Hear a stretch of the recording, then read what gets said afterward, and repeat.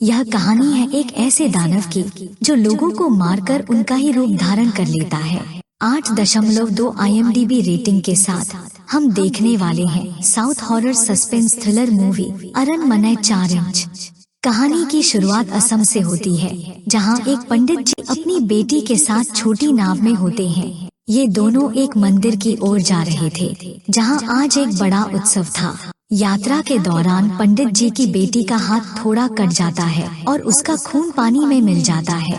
पंडित जी उसे बताते हैं बाघ के बारे में, जो कि एक बेहद खतरनाक राक्षस है। वो बताते हैं कि 100 साल पहले गांव के कई स्वामियों ने मिलकर इस बाघ को कैद किया था।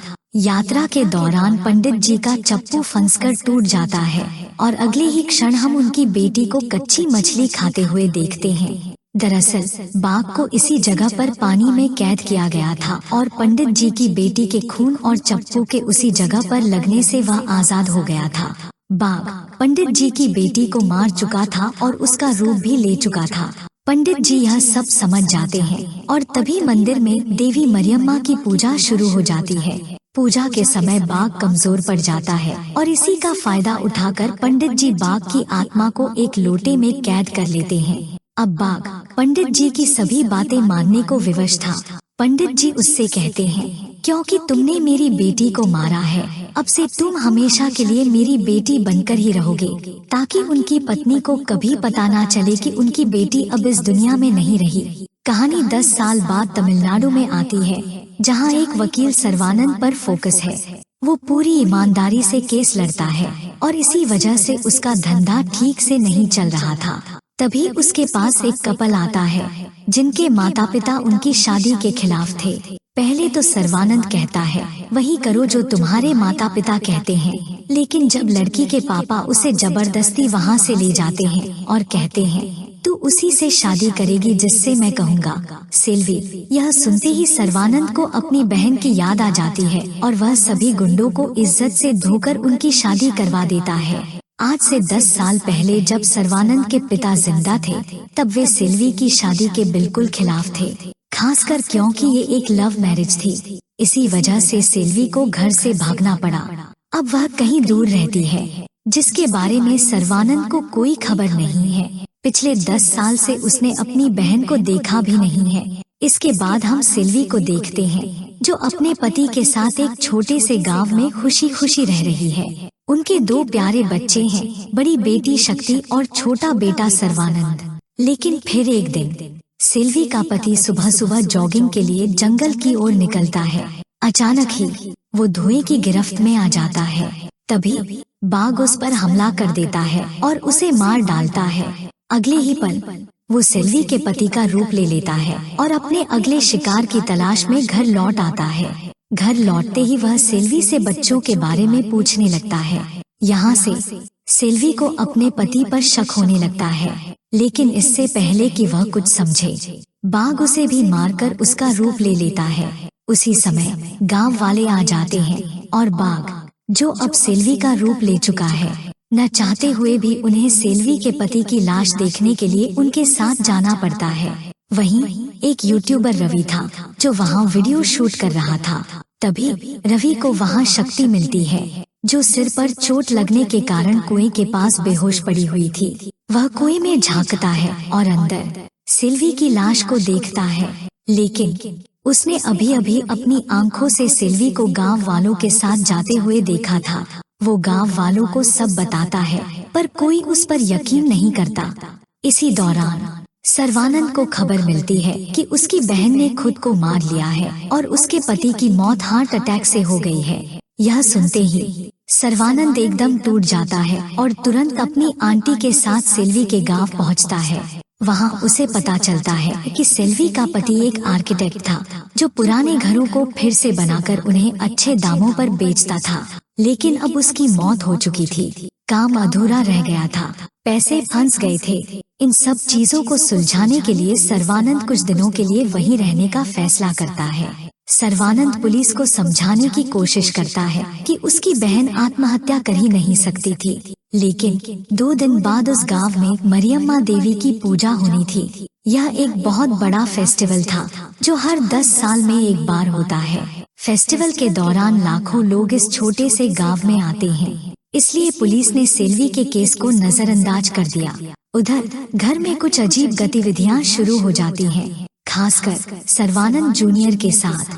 उसे कई जगह किसी आत्मा का आभास होता है। आंटी जी भी इन अजीब घटनाओं को नोटिस करती हैं। यहाँ तक कि डॉक्टर माया, जो शक्ति का इलाज कर रही थी, उसे भी कुछ अजीब महसूस होने लगता है। तभी सर्वानंद की मुलाकात रवि से होती है और रवि उससे कई बातें बताता है। वो साफ साफ कहता है कि उसने अपनी आंखों से सेल्वी को मरने के बाद दोबारा गांव वालों के साथ जाते हुए देखा था। इतना ही नहीं, वो सेल्वी के पति से भी उनकी मौत से पहले मिला था और हर जगह उसने एक अजीब से स्वामी जी को देखा था। सर्वानंद रवि का कैमरा चेक करता है और रिकॉर्डिंग में सचमुच एक स्वामी जी नजर आते हैं, जो सेल्वी के पति पर नजर रखे हुए थे। तभी अचानक उनकी गाड़ी के सामने एक अजीब सी चीज आ जाती है। सर्वानंद उसका पीछा करते हुए जंगल में चला जाता है, जबकि कार के अंदर रवि को फिर से सेल्वी दिखती है और वो उस पर हमला करके उसे मार डालती है। अगले दिन सर्वानंद को जंगल में रवि की एक्सीडेंट हुई थार और उसकी लाश मिलती है। वो पुलिस को बुलाता है और उन्हें बताता है कि यह सब स्वामी जी का काम है। जब वो रवि के कैमरे को चेक करते हैं तो कैमरा सब कुछ रिकॉर्ड कर रहा था और उसमें स्वामी जी साफ साफ दिख रहे थे। तभी सर्वानंद देखता है कि दूर से स्वामी जी अभी भी उन पर नजर रखे हुए हैं। सर्वानंद और पुलिस वाले स्वामी जी का पीछा करते हैं, लेकिन स्वामी जी भाग जाते हैं। उन्हें एक गुफा मिलती है जहां सेल्वी, उसके पति और रवि की फोटो पड़ी होती है। इसके अलावा वहां शक्ति की भी फोटो थी। यहाँ सर्वानंद को पता चलता है कि शक्ति का जन्मदिन पूजा वाले दिन यानी 15 जून को है और रवि का जन्मदिन भी 15 जून को था। उसका जन्म शक्ति से ठीक 10 साल पहले हुआ था। पुलिस रिकॉर्ड्स से ये भी पता चलता है कि पुलिस वाले का जन्मदिन भी 15 जून को ही है और वो रवि से 10 साल पहले जन्मा था। तीनों का जन्मदिन एक ही दिन है, हर 10 साल के अंतराल पर। ये जानकर सर्वानंद चौंक जाता है कि जो भी यह कत्ल कर रहा था वो सिर्फ उन लोगों को टारगेट कर रहा था जिनका जन्मदिन 15 जून को था और जिनके शरीर पर एक बड़ा सा लाल तिल था। लेकिन अगर इसके बीच अगर कोई और बीच में आता है तो वह भी मारा जाता है, जैसे कि सेल्वी और उसका पति। अब इस सब के दौरान हम देखते हैं कि स्वामी जी अब पुलिस इंस्पेक्टर के पीछे पड़ा हुआ था। इस पॉइंट पर सर्वानंद को पता चल जाता है कि शक्ति और पुलिस वाले दोनों पर खतरा है, इसलिए वह माया से कहता है, तुम शक्ति का ध्यान रखो, मैं पुलिस वाले को बचाने जाता हूँ। सर्वानंद पुलिस वाले को खोजते हुए जंगल में जाता है, जहाँ पुलिस वाला स्वामी जी का पीछा कर रहा था। फिर स्वामी जी चालाकी से पुलिस वाले को बेहोश कर देते हैं और उस पर एक धार्मिक अनुष्ठान करने लगते हैं। तभी वहाँ सर्वानंद पहुँचता है और स्वामी जी से भिड़ जाता है। इस लड़ाई के दौरान हम देखते हैं कि पुलिस वाले का शरीर हवा में उठने लगता है और फिर अचानक नीचे गिरकर एक नुकीली चीजों में धंस जाता है, जिससे पुलिस वाला वहीं मारा जाता है। अब इस घटना के बाद स्वामी जी सर्वानंद से कहते हैं, तुमने सब कुछ बिगाड़ दिया। मैं इसे बचाना चाह रहा था, लेकिन यह भी बाघ का शिकार हो गया। और अब यहाँ पर खुलासा होता है कि स्वामी जी असल में सभी विक्टिम्स को बचाने की कोशिश कर रहे थे, ना कि उन्हें मार रहे थे। अब इसी बीच एक और घटना घटती है। हम उस पंडित जी को देख पाते हैं जिन्हें हम मूवी के पहले सीन में देख चुके थे।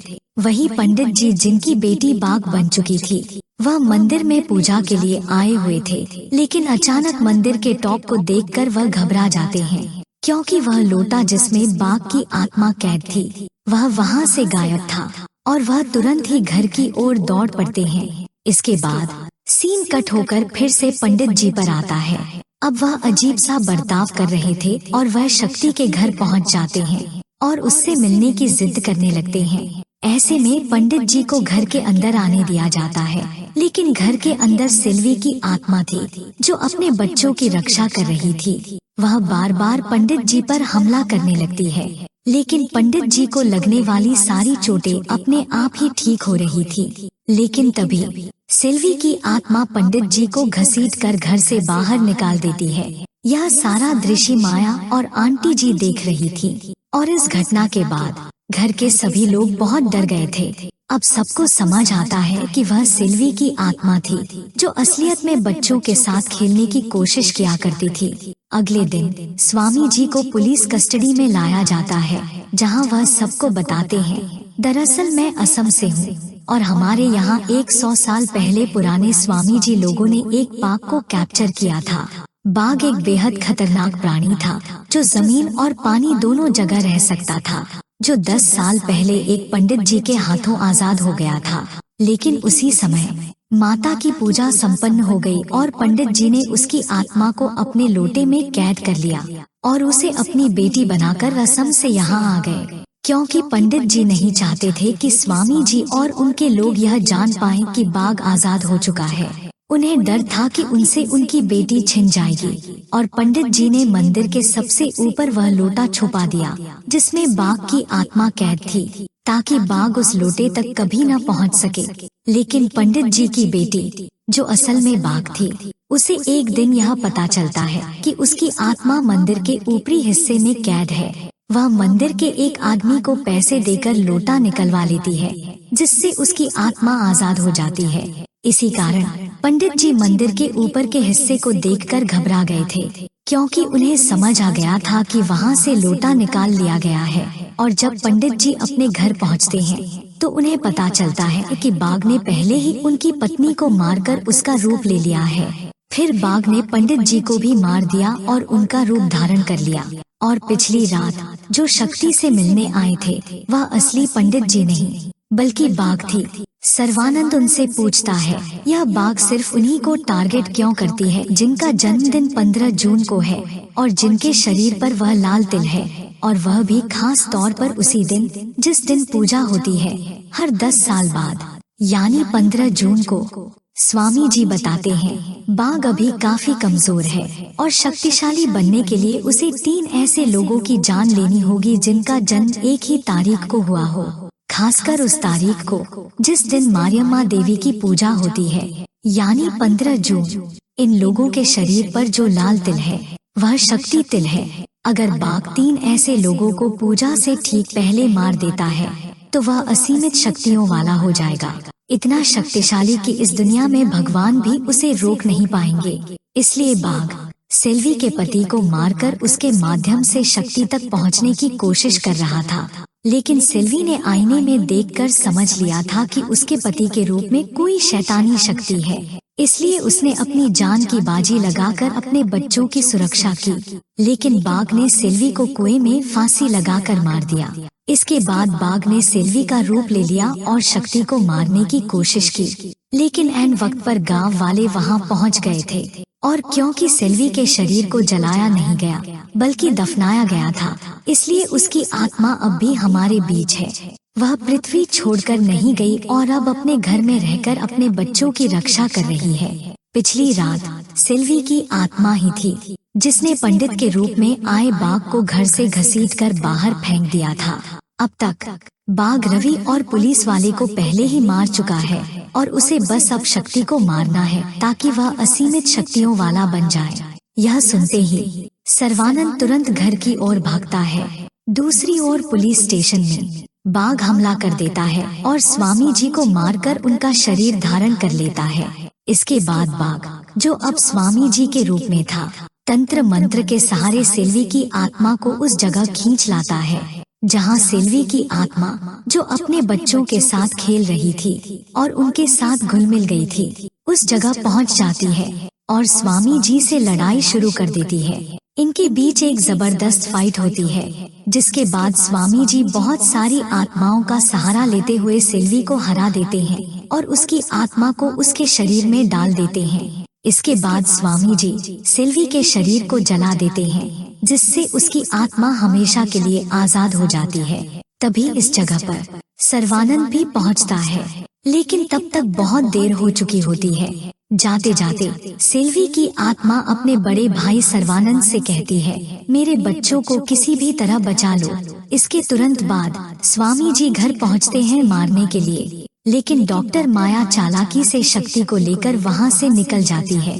वह उसे लेकर उस जगह जाती है जहां मरियम्मा देवी की पूजा हो रही थी। सर्वानंद भी वहां शक्ति को बचाने के लिए आता है। इसी दौरान बाघ भी वहां पहुंच जाता है। बाघ से शक्ति को बचाने के लिए सर्वानंद शक्ति को लेकर राक्षस की बड़ी मूर्ति के अंदर घुस जाता है। यहाँ बाघ भी आता है और वह शक्ति को मारने की भरपूर कोशिश करता है। ये लोग बाघ की बनी सीढ़ियों पर दौड़ते भागते हैं और सर्वानंद अपनी पूरी ताकत से बाघ का सामना करता है। अंतिम क्षणों में वह मूर्ति की आंख से शक्ति को लेकर बाहर कूद जाता है। अब जैसे ही बाघ भी राक्षस की मूर्ति की आंख पर आता है, तभी पूजा संपन्न होती है और मरियम्मा देवी के हाथों से त्रिशूल निकलता है जो सीधा राक्षस की मूर्ति की ओर जाता है। फिर हम मरियम्मा देवी को स्पष्ट रूप से देख पाते हैं जो त्रिशूल के माध्यम से बाघ पर हमला कर देती है और इस हमले से बाघ फाइनली मारा जाता है। तो बस इसी के साथ खत्म हो जाती है हमारी यह प्यारी सी फिल्म अरनमने 4। मिलते हैं अगली वीडियो में एक ऐसे ही शानदार एक्सप्लेनेशन के साथ, और तब तक के लिए दीजिए मुझे इजाजत। नमस्कार।